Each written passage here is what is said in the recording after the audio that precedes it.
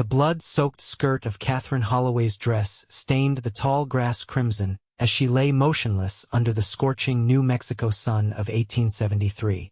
Her husband Jeremiah had driven away an hour ago, leaving her to die after accusing her of killing their unborn child. Her crime? A miscarriage she couldn't prevent. Katherine tried to sit up, but pain shot through her abdomen. Her fingertips dug into the earth beneath her as she fought to remain conscious. 22 years of life hadn't prepared her for this betrayal. The wagon tracks leading back to town were already fading in the distance, along with her dreams of motherhood and a happy marriage. "Please," she whispered to no one, her voice hoarse from screaming. The small ranch where they'd settled only 4 months ago seemed impossibly far away. Her strength was fading with each labored breath. The sound of hoofbeats approached from the west. Katherine's heart raced with fear in these parts. Strangers often meant danger. She tried to crawl toward a nearby cluster of sagebrush, but her body refused to cooperate. A silhouette appeared against the setting sun, a man on horseback. He dismounted quickly, approaching with caution. "Madam, you all right there?" His deep voice carried across the field.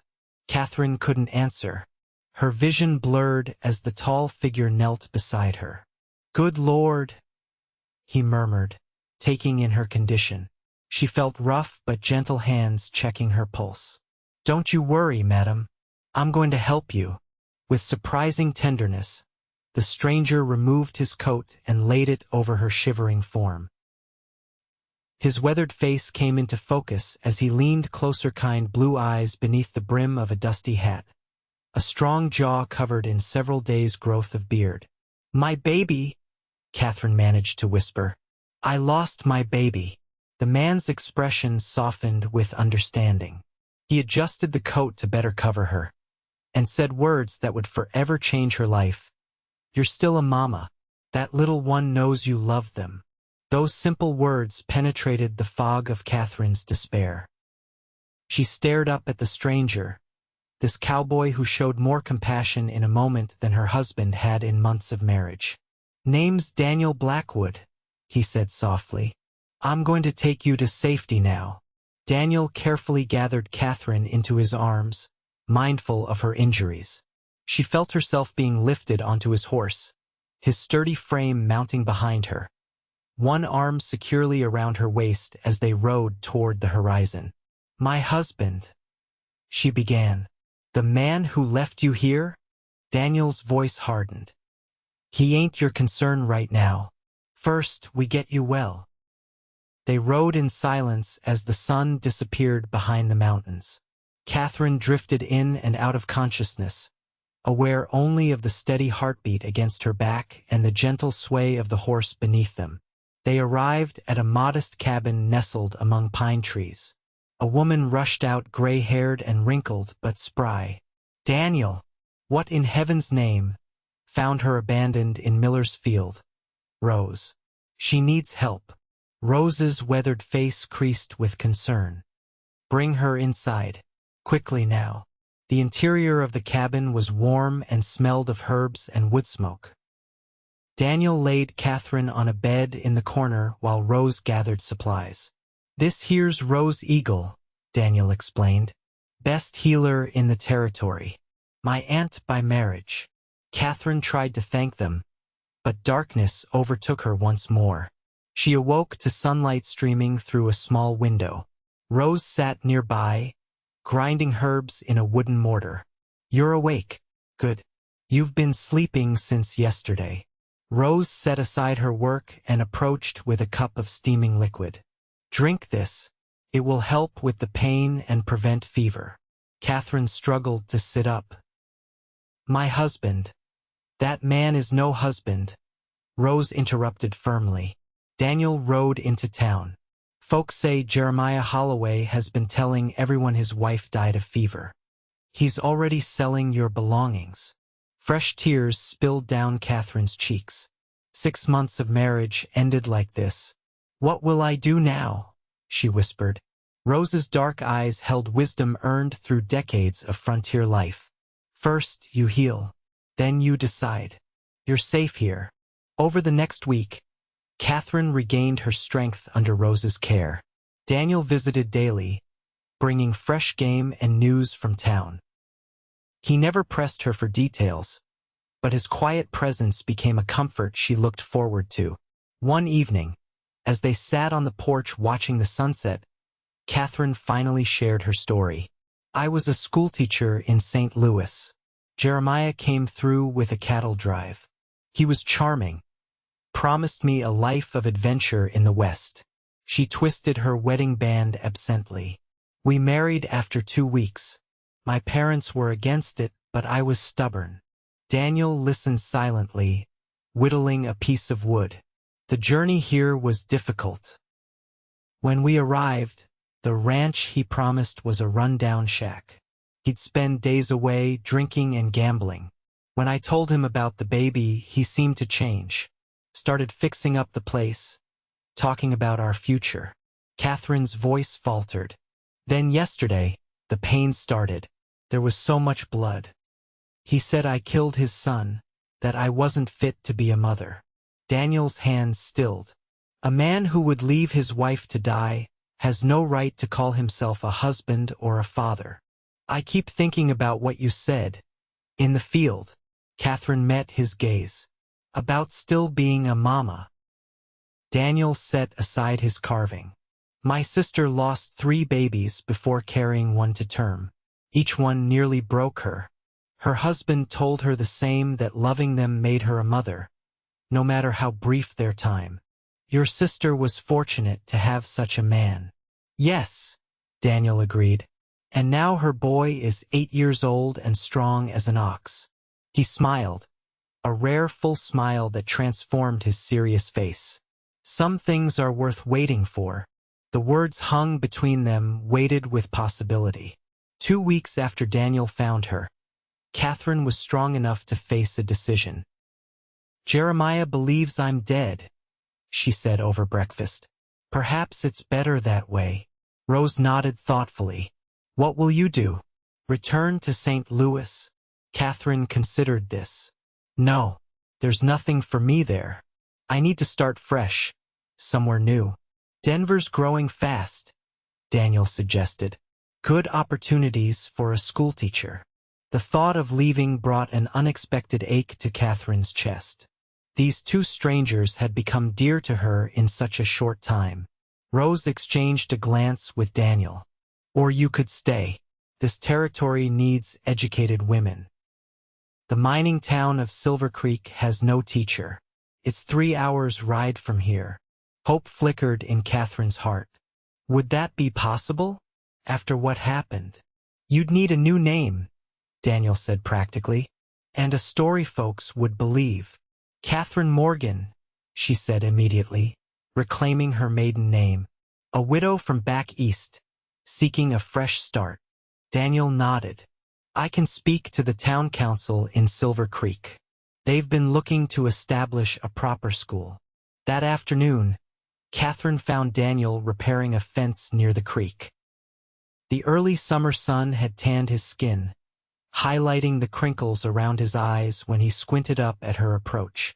Rose said I might find you here, Katherine said, suddenly nervous. I wanted to thank you for everything. Daniel straightened, wiping his brow. No need for thanks. There is every need. Katherine gathered her courage. You saved my life, Daniel. Not just by finding me, but by what you said. I've been thinking about it constantly. He looked uncomfortable with her gratitude. Anyone would have done the same. No, Katherine said firmly. They wouldn't have. My own husband left me to die. Daniel's jaw tightened. Jeremiah Holloway is the kind of man who gives the rest of us a bad name. What kind of man are you, Daniel Blackwood? The question escaped before she could reconsider its boldness. He studied her for a long moment. Just a man trying to do right in a world that often doesn't. I've made my share of mistakes.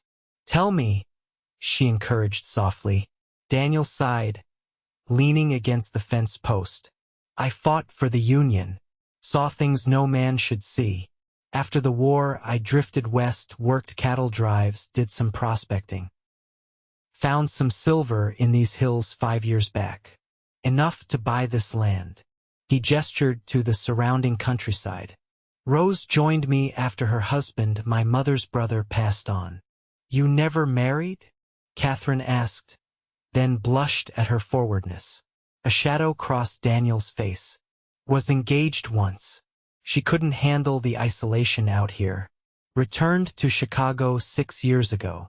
Katherine understood the unspoken message: life here was hard, especially for women accustomed to city comforts. I'm not afraid of hard work or isolation, she said quietly. My father was a farmer before becoming a merchant. I grew up learning to make do. Daniel's eyes met hers, searching. Silver Creek isn't much. One street, a few dozen buildings. Nothing like St. Louis.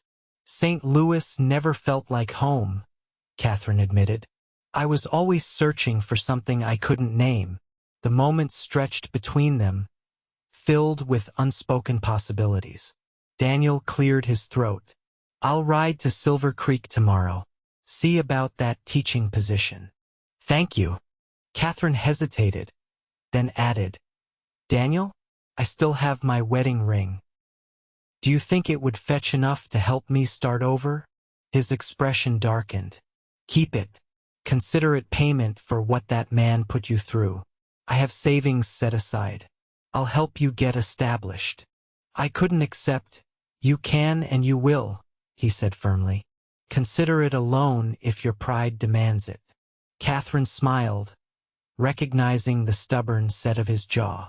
A loan then, with interest. Deal. Daniel extended his hand. When Katherine placed her fingers in his palm, the simple contact sent warmth spreading through her chest. Their hands remained joined a moment longer than necessary. 2 days later, Daniel returned from Silver Creek with news.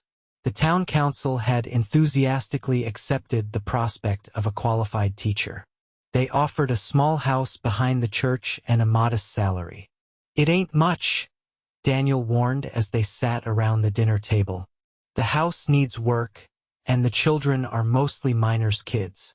Rough around the edges. Katherine's eyes shone with determination. When can I start? They're hoping for next month, to prepare for fall term. Daniel hesitated. There's something else. Jeremiah Holloway was in town yesterday. Katherine's hand trembled, spilling her tea. Did he see you? No. But he was boasting at the saloon about heading to California. Seems he's sold your place and everything in it.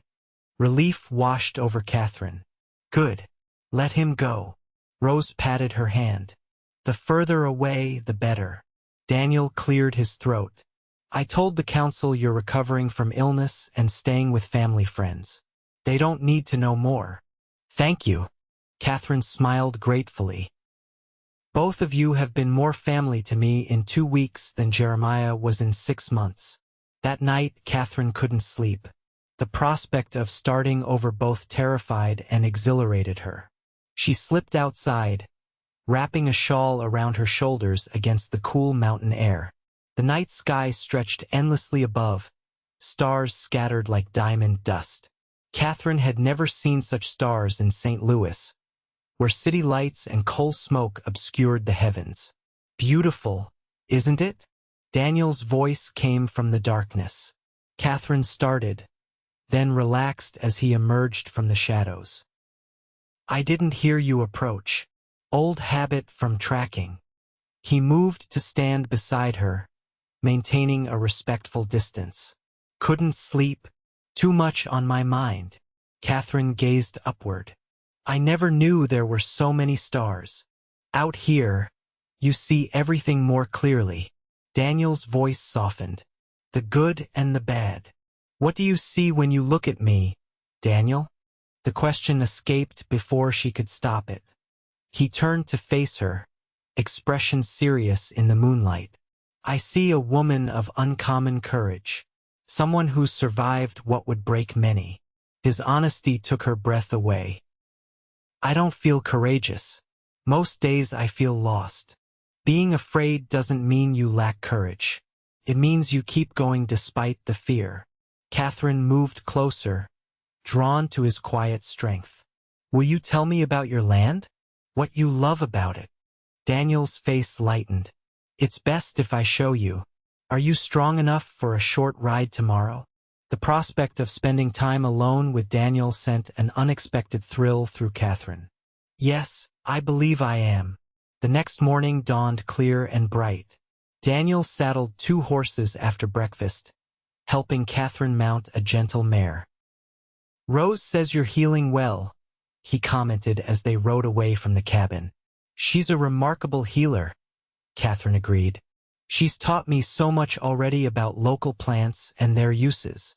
They rode through pine forests that opened to meadows bursting with wildflowers.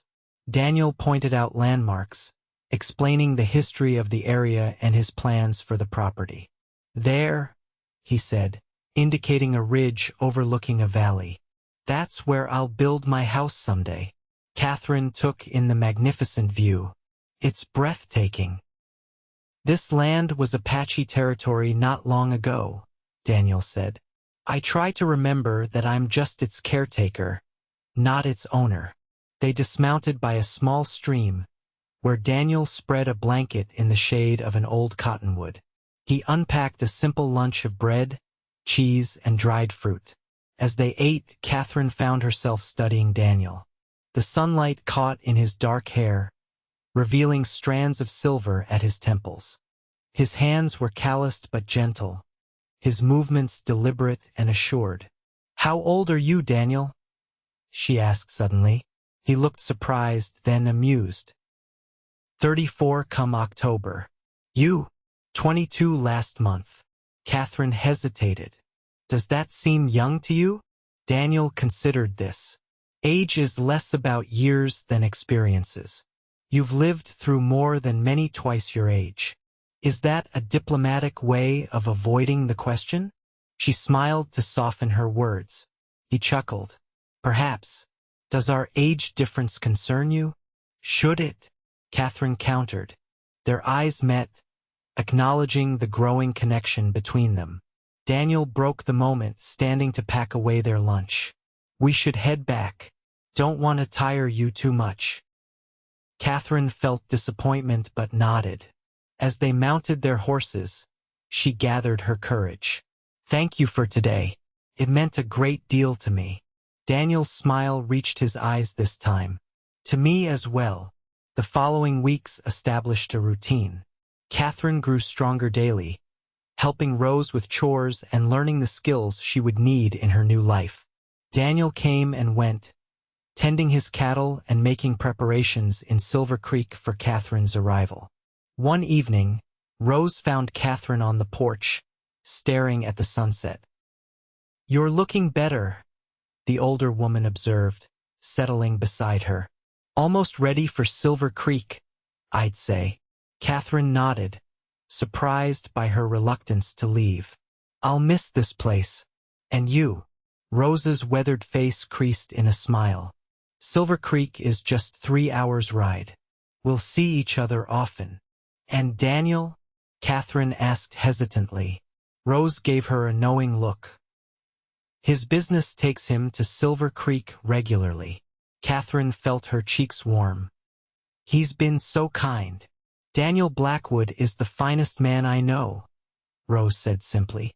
But he carries burdens from the past.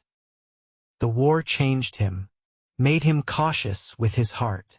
I would never presume, child, Rose interrupted gently. I've seen how he looks at you when he thinks no one notices, and how you look at him. Katherine stared at her hands. It's too soon. After Jeremiah, how could I trust my judgment? Jeremiah showed you his true self too late. Daniel has shown you his from the beginning. Rose patted Katherine's knee. Just something to consider.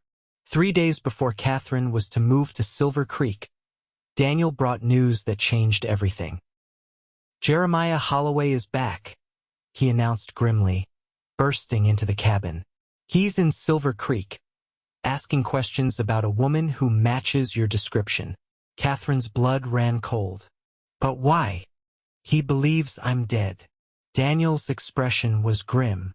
Apparently, someone from Miller's farm mentioned seeing a rider carrying a woman away that day. Holloway's suspicious. Rose muttered a curse that would have shocked Katherine a month ago. What now? She can't go to Silver Creek. Daniel paced the small room. No, she can't. At least not yet. He turned to Katherine. I'm sorry. We'll need to delay your start at the school. Tears welled in Katherine's eyes. Everything was finally coming together. Daniel knelt before her, taking her hands. This is temporary. I promise you that. What should I do? Katherine asked, fighting panic. Stay here with Rose. I'll handle Holloway. Rose frowned. How? The man thinks he's a widower. If he discovers Katherine's alive, he won't, Daniel said firmly. But we need to resolve this before Katherine can safely take that teaching position. That night, Katherine couldn't sleep. The thought of Jeremiah discovering her whereabouts terrified her. Around midnight, she heard voices outside Daniel and Rose speaking in hushed tones. She crept to the window, straining to hear. Dangerous, Daniel, Rose was saying. The man's unstable. I don't have a choice. If Holloway learns she's alive, he could claim her as his wife. We need to end this cleanly. And how do you propose to do that? I have an idea, but I'll need your help. Their voices faded as they moved away from the cabin. Katherine returned to bed, troubled by what she'd overheard. What was Daniel planning? The next morning, he was gone before she awoke. Rose seemed distracted, avoiding Katherine's questions about his whereabouts. He'll be back when he can, was all she would say. 2 anxious days passed before Daniel returned, looking exhausted but satisfied. It's done, he announced. Jeremiah Holloway has left the territory. Katherine stared at him. How? What did you do? Daniel removed his hat, running a hand through his hair. Nothing illegal, if that's what you're worried about. I simply made sure he found what he was looking for. Which was? Proof of your death. Daniel sat heavily at the table. Rose provided a lock of hair that matched yours. I had a grave marker made and placed it on unconsecrated ground outside of town. Told him a stranger had brought in a dying woman who passed before saying more than her first name. Katherine shuddered at the elaborate deception. And he believed you? He was suspicious at first. But when the sheriff confirmed the story and the preacher showed him church records of the burial, he accepted it. Daniel's expression hardened. He didn't exactly seem heartbroken. More concerned about ensuring he wasn't blamed. That sounds like Jeremiah, Katherine said bitterly, always protecting himself. He left on this morning's stage, headed to San Francisco, according to the ticket agent. Relief washed over Katherine. Then it's really over? Daniel nodded. You're free to start your new life. As Katherine Morgan, widow. The word widow hung between them. Technically, she was still married, but for all practical purposes, Katherine Holloway had died in that field. Katherine Morgan was born in her place. Thank you seems inadequate, she said softly. Daniel shrugged. You deserved a chance at a fresh start. We should celebrate, Rose declared, breaking the tension. I'll make a special dinner tomorrow before Katherine leaves for Silver Creek. As Rose bustled about making plans, Daniel caught Katherine's eye. Something unspoken passed between them, an acknowledgement that while one chapter had closed, another was beginning. The celebration dinner was a simple but joyful affair. Rose prepared venison stew and fresh bread, with wild berries for dessert. They ate outside under a canopy of stars, with lanterns casting a warm glow over the table. A toast! Daniel raised his cup of cider. To Katherine Morgan, Silver Creek's new schoolteacher. To new beginnings. Rose added with a knowing smile. Katherine felt happiness bubble up inside her, a sensation she'd nearly forgotten. To both of you, who gave me back my life. After dinner, Rose conveniently remembered chores inside, leaving Katherine and Daniel alone by the fire. I've been thinking, Daniel said after a comfortable silence. Silver Creek is growing. They'll need more than one teacher eventually. Katherine nodded. Several children from outlying ranches can't attend regularly because of the distance. I was considering building a small house in town, for when business keeps me there overnight. He stared into the flames. It would give me a reason to visit more often. Katherine's heart quickened. I think that would be wonderful. Daniel turned to her, his expression serious. Katherine, I want to be clear about something. I respect your situation. You've been through a terrible ordeal, and the last thing you need is unwanted attention. Daniel, he held up a hand.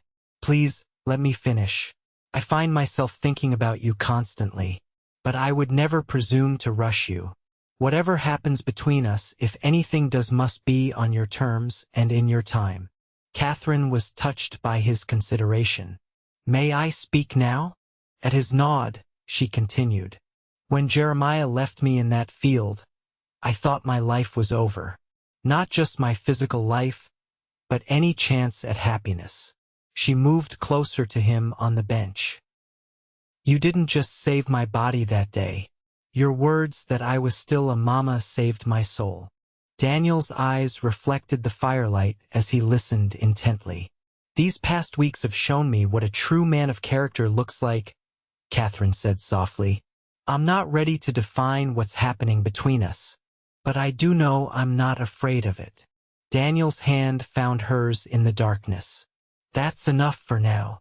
The next morning dawned bright and clear. Katherine's few belongings were packed in saddlebags, and Daniel had arranged for the town's carpenter to deliver furniture to her new home. Rose embraced her tightly. Remember, you're always welcome here. This is your home too now. Katherine blinked back tears.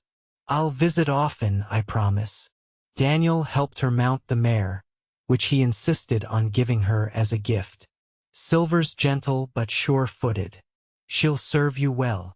The journey to Silver Creek took them through breathtaking country. Daniel pointed out landmarks and told stories of the area's history, keeping Katherine's mind occupied with something other than nerves about her new position. As they crested a hill, Silver Creek came into view. It was indeed small, one main street with a few cross streets, nestled in a valley with mountains rising behind it. A church spire rose above the other buildings, and the glint of a creek gave the town its name. It's not much, Daniel said, echoing his earlier warning. But it's full of good people. It's perfect, Katherine replied, and meant it. They rode down the main street, drawing curious glances. Daniel nodded to various townspeople, occasionally making introductions. Katherine noticed women eyeing her with particular interest. Word travels fast in small towns, Daniel murmured. By sundown, everyone will know the new schoolteacher has arrived. They stopped in front of a small house behind the white-painted church. Though modest, it had a welcoming porch and neat yard. This is it, Daniel said, dismounting and helping Katherine down. Home sweet home. The interior was simple but clean, 2 rooms downstairs and a loft bedroom above. A stone fireplace dominated the main room, with a small kitchen area to one side. The town council had it cleaned and stocked with basics, Daniel explained, showing her the pantry with flour, sugar, coffee, and other staples. Katherine walked through her new home, emotion swelling in her chest. After months of chaos and uncertainty, she had a place of her own. It's wonderful, she whispered. A knock at the door announced the first of many visitors. The minister's wife, Mrs. Peterson, arrived with fresh bread and a basket of eggs. She was followed by the mayor's wife with preserves, then several other women with various welcome gifts. By afternoon, Katherine's kitchen was well stocked, and she'd met half the town. Daniel remained quietly in the background, occasionally helping bring in deliveries of firewood or furniture from the carpenter's shop. As the sun began to set, the stream of visitors finally ebbed. Katherine closed the door behind the last well-wisher and leaned against it, exhausted but happy. "Quite a welcome committee," Daniel observed, stoking the fire he'd built in the fireplace. "They're all so kind." Katherine moved to sit in one of the 2 rocking chairs that had been delivered that afternoon. "Though I suspect many came out of curiosity." Daniel chuckled. "Small towns run on curiosity and gossip." He checked his pocket watch. "I should head back soon. Daylight's fading." Katherine felt a pang at the thought of him leaving. "Must you go tonight? The journey's long, and you've been working all day." "The town has a small hotel," he said hesitantly. "I could stay there and head back in the morning." "Stay for dinner at least," Katherine urged. "It's the least I can do after everything." Daniel agreed, and they prepared a simple meal together from the abundance of gifts. The domesticity of the scene wasn't lost on Katherine how natural it felt to move around the kitchen with him, their actions complementing each other without words. After dinner, they sat by the fire, reluctant to end the evening. "School starts in 3 days," Katherine said. "I'm nervous about meeting the children." "They'll love you," Daniel assured her. "Though be prepared, some haven't had much schooling before. The previous teacher left after just 1 term." "Why?" Daniel smiled wryly. He was a young man from Boston who thought he could civilize the West in a few months. When he realized these children needed practical knowledge more than Latin conjugations, he gave up. Katherine laughed. "I'll try to be more practical in my approach." "You'll do fine." Daniel's confidence warmed her. "You understand what these families need." When it became too late to delay any longer, Daniel rose reluctantly. "I should get to the hotel." At the door, they faced each other awkwardly. So much remained unspoken between them. "Will you visit again soon?" Katherine asked. "Try to keep me away," Daniel replied softly. Then, with gentle deliberation, he leaned forward and pressed a kiss to her forehead. "Good night, Katherine Morgan." She watched from the porch as he walked down the street, her heart fuller than it had been in longer than she could remember. The next 3 months passed in a blur of activity. Katherine threw herself into teaching, quickly winning over the 30-some children who attended her school. Ages ranged from 5 to 16 with abilities just as varied. Some could barely write their names, while others showed remarkable aptitude. True to his word, Daniel visited regularly. He began building a small house on the edge of town, coming for weeks at a time to work on it. During these visits, their relationship deepened. They took meals together, attended church side by side, and spent evenings talking by Katherine's fire. The townsfolk soon considered them a couple, though Daniel maintained a respectful distance in public. Katherine was still technically married, a fact that haunted her despite Jeremiah's absence. One crisp October evening, Daniel arrived at her door looking uncharacteristically nervous. "I've received news," he said once they were seated. "Jeremiah Holloway is dead." Katherine stared at him in shock. "How? When?" "Stagecoach robbery outside Sacramento. It happened a month ago, but word just reached Silver Creek." Daniel watched her carefully. "Are you all right?" Katherine's emotions swirled relief, guilt, and a strange sense of closure. "I don't know what to feel. I never wished him dead. But now you're truly free," Daniel finished gently. She nodded, tears filling her eyes. "Is it terrible that my first thought was relief?" Daniel took her hands. "No, it's honest. He caused you immense suffering." They sat in silence as Katherine processed the news. Finally, she looked up at Daniel. "What happens now?" His expression softened. "Whatever you want to happen." There's no rush. But something had shifted between them. The final obstacle to their future together had been removed. 2 weeks later, after Sunday services, Daniel asked Katherine to ride with him to a special place. They traveled up into the foothills, eventually reaching a meadow carpeted with late wildflowers. "This is beautiful," Katherine exclaimed, dismounting. Daniel spread a blanket beneath an old pine tree. As they sat enjoying the view, he seemed uncharacteristically tense. "Daniel, is something wrong?" He turned to her, taking her hands in his. "Katherine, I've been waiting for the right moment. Maybe there isn't one perfect moment, but this place is special to me. My parents are buried just over that rise." Katherine squeezed his hands encouragingly. "When I found you in that field 6 months ago, I had no idea how completely you would change my life," Daniel continued. "I was existing, not living. You reminded me what it means to care deeply, to look forward to each new day." Katherine felt tears gathering. "You saved me in every way a person can be saved." "We saved each other," Daniel corrected gently. He reached into his pocket and withdrew a small wooden box. "I'm not a wealthy man, Katherine. I can't offer you fine things or city comforts. But everything I have, my land, my home, my heart is yours if you want it." He opened the box, revealing a simple gold band with a small pearl. "This was my mother's. I would be honored if you would wear it as my wife." Katherine's tears spilled over. "Yes," she whispered. "1,000 times yes."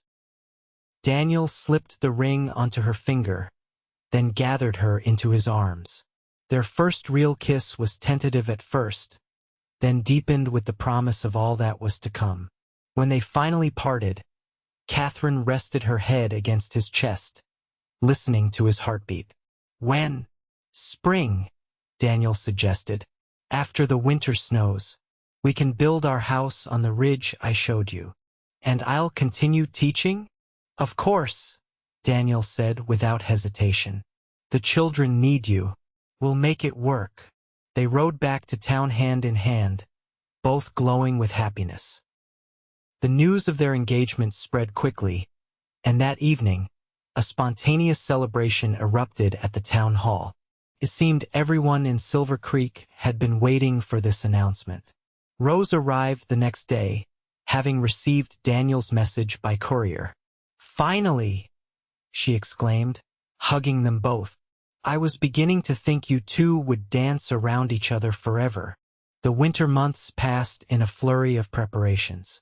Daniel completed his townhouse and began construction on their permanent home on his land.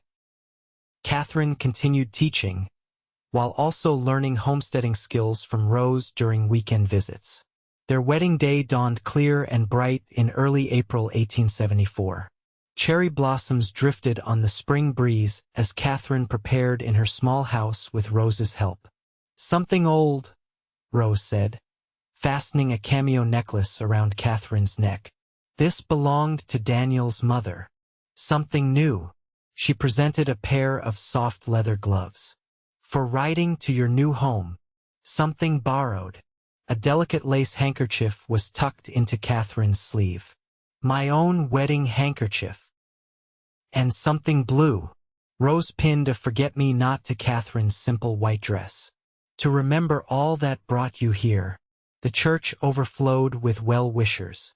Every resident of Silver Creek and many from surrounding homesteads had gathered to witness the union. As Katherine walked down the aisle on the arm of the town mayor, her eyes found Daniel waiting at the altar. His gaze never left her face, his expression one of wonder and devotion. The minister's words washed over her in a happy blur. When it came time for their vows, Daniel's voice rang clear and true. "I, Daniel James Blackwood, take you, Katherine Elizabeth Morgan, to be my lawfully wedded wife. I promise to cherish and protect you, to honor and respect you, to walk beside you through all of life's joys and sorrows, as long as we both shall live." Katherine's voice trembled slightly as she repeated her vows, emotion making it difficult to speak. When Daniel slipped the wedding band onto her finger to join her engagement ring, she felt as though her heart might burst with happiness. "By the power vested in me, I now pronounce you husband and wife," the minister declared. "You may kiss your bride." Daniel's kiss was gentle but filled with promise.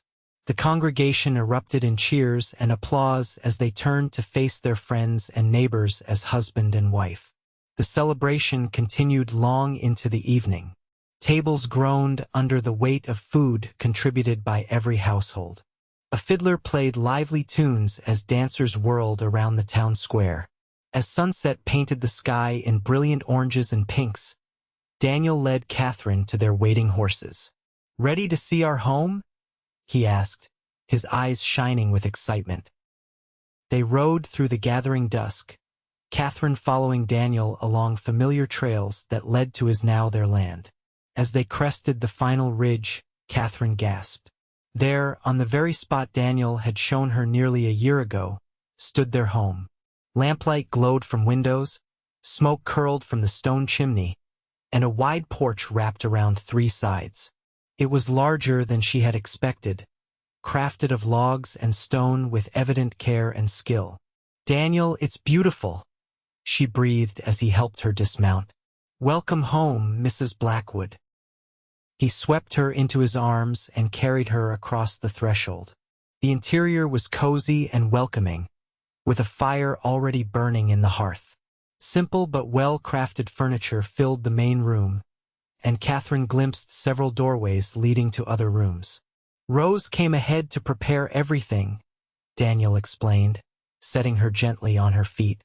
"She'll stay in the guest room tonight, then head back to her cabin tomorrow." Katherine explored their new home, marveling at Daniel's craftsmanship. The kitchen was equipped with a modern cast-iron stove. The bedroom held a large 4-poster bed covered with a handmade quilt. A smaller room adjacent to theirs made her pause. "What's this room for?" she asked, noting its empty state. Daniel came up behind her, wrapping his arms around her waist.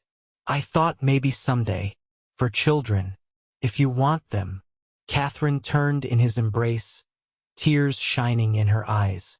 "I do want them, very much." "We don't have to rush," he assured her. "Whenever you're ready." "I'm not afraid," Katherine said, and realized it was true. The pain of her loss remained, but it no longer defined her. "You helped me see that I'm still a mama in my heart. That capacity to love didn't die with our child." Daniel kissed her forehead tenderly. "You'll be an amazing mother when the time comes." That night, as moonlight streamed through their bedroom window, husband and wife discovered each other with tender patience. Daniel's gentleness brought tears to Katherine's eyes, healing the last wounded places in her heart. Afterward, as they lay entwined beneath the quilt, Katherine felt a profound sense of peace. "Happy," Daniel murmured against her hair. "Beyond words," she replied, nestling closer to his warmth. "It seems impossible that so much has changed in less than a year." "Life can change in an instant," Daniel said thoughtfully. "For better or worse. Or both," Katherine added, "if you hadn't found me that day. But I did." Daniel's arm tightened around her. "And now we have a lifetime ahead of us." Spring blossomed into summer, and summer mellowed into fall. Katherine continued teaching in Silver Creek during the week, with Daniel driving her to and from town in their wagon. Weekends were spent working on their homestead, planting a garden, adding furniture, and making plans for the future. By their first Christmas together, Katherine had news to share. As they sat before the fire on Christmas Eve, exchanging simple gifts, she placed Daniel's hand on her still flat stomach. "One more gift," she whispered, "coming next summer." Daniel's expression transformed from confusion to wonder. "A baby? You're certain?" Katherine nodded, joy bubbling up inside her. "Rose confirmed it yesterday. She thinks July or August."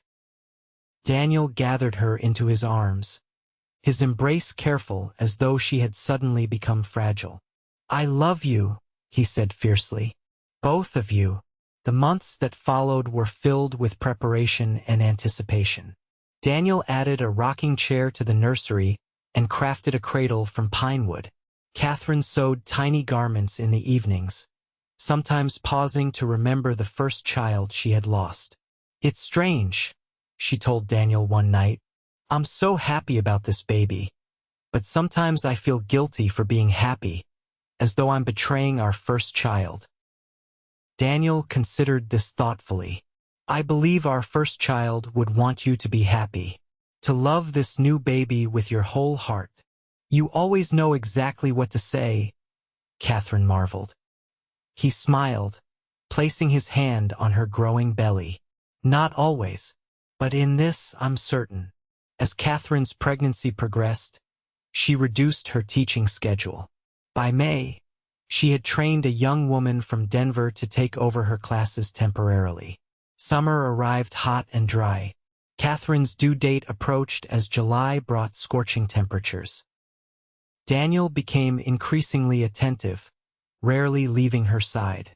"You're hovering," Katherine teased as he brought her yet another glass of cool water. "Guilty as charged," he admitted without shame. "I can't help it." On a sweltering August morning, Katherine woke to the first contractions. By midday, Rose had arrived, bringing her midwifery skills and calm presence. The labor was long and difficult. As evening approached, Katherine's strength began to flag. "I can't," she gasped after a particularly painful contraction. "Daniel, I'm afraid." He wiped her brow with a cool cloth, his face lined with concern but his voice steady. "You can do this, Katherine. You're the strongest person I know." "The baby's coming now," Rose announced. "One more big push, child." With Daniel supporting her back and whispering encouragement, Katherine gathered her remaining strength. The room filled with the lusty cry of a newborn. "A girl!" Rose exclaimed, quickly cleaning the infant and placing her on Katherine's chest. "A beautiful, healthy girl." Katherine stared in wonder at the tiny face, perfect features scrunched in protest at leaving her warm sanctuary. "Hello, little one," she whispered. "We've been waiting for you." Daniel's face was wet with tears as he gazed at his wife and daughter. "She's perfect, just like her mother." They named her Elizabeth Rose Blackwood, honoring both Katherine's mother and the woman who had become family to them. As Katherine nursed her daughter for the first time, an overwhelming sense of gratitude washed over her. "What are you thinking?" Daniel asked softly, seated beside them on the bed. Katherine looked up, her eyes shining. "I was thinking about that day in the field, how I thought my life was ending, when really it was just beginning." Daniel brushed a kiss against her temple. "You've come so far." "We have," she corrected. "And now our journey continues with Elizabeth." As if recognizing her name, the baby opened her eyes deep blue like her father's and gazed solemnly at her parents. In that perfect moment, surrounded by the family she had found against all odds, Katherine knew that the words spoken to her in her darkest hour had come true. She was indeed a mama in every sense of the word, and she always would be. 5 years later, on a crisp autumn day, Katherine stood on the porch of their expanded home, watching Daniel teaching their daughter to ride her pony in the meadow. Elizabeth's delighted laughter carried on the breeze as her father led the gentle animal in a circle. At Katherine's feet, 3-year-old James played with wooden blocks, constructing then demolishing towers with equal enthusiasm. His dark curls and serious expression mirrored his father's, though his green eyes were all Katherine's. She rested her hand on her swollen belly, feeling the newest Blackwood child shift beneath her palm. This pregnancy had been easier than the others, the baby strong and active. Their lives had settled into a rhythm that suited them perfectly. Katherine still taught part-time at the Silver Creek School, which had grown to 2 classrooms. Daniel's cattle ranch had prospered, allowing them to hire help and expand their operations. Rose lived with them now, her own cabin having become too isolated as she aged. She occupied a comfortable suite of rooms added to the main house, where she continued to dispense wisdom and herbal remedies to anyone who needed them. Silver Creek had grown as well, boasting a proper hotel, a bank, and even a small lending library that Katherine had helped establish. The railroad was rumored to be planning a spur line that would connect them to Denver within the next few years. As Daniel and Elizabeth rode toward the house, Katherine marveled at how much her life had transformed. From abandoned and dying in a field to surrounded by love and purpose, the journey still seemed miraculous. "Mama, did you see me riding?" Elizabeth called, her face flushed with excitement as Daniel lifted her from the saddle. "I saw everything, sweetheart," Katherine assured her. "You're becoming quite the horsewoman." Daniel's eyes met Katherine's over their daughter's head, filled with the same love and devotion that had sustained them through good times and challenging ones. "Just like her mother," he said with a smile, "strong and determined." That evening, as they sat on the porch watching the sunset paint the mountains gold and purple, Daniel took Katherine's hand. "Do you ever think about how different our lives might have been?" he asked. "If I hadn't ridden through Miller's Field that day?" Katherine considered this. "Sometimes. But then I look at our children, our home, our life together, and I can't imagine any other path." Daniel kissed her hand, his touch still sending warmth through her after all these years. "Nor can I." As the first stars appeared in the darkening sky, Katherine thought of all the moments that had led them here, both painful and joyous. She remembered the cowboy who had covered her with his coat and spoken words that gave her hope when all seemed lost. "You're still a mama." Simple words that had changed everything. And in the gathering dusk of a perfect autumn evening, surrounded by the family she cherished, Katherine Blackwood knew that she had found not just survival, but true healing. Not just a house, but a home. Not just a husband, but a partner who saw her completely and loved her unconditionally. She had found, against all odds, her place in the world.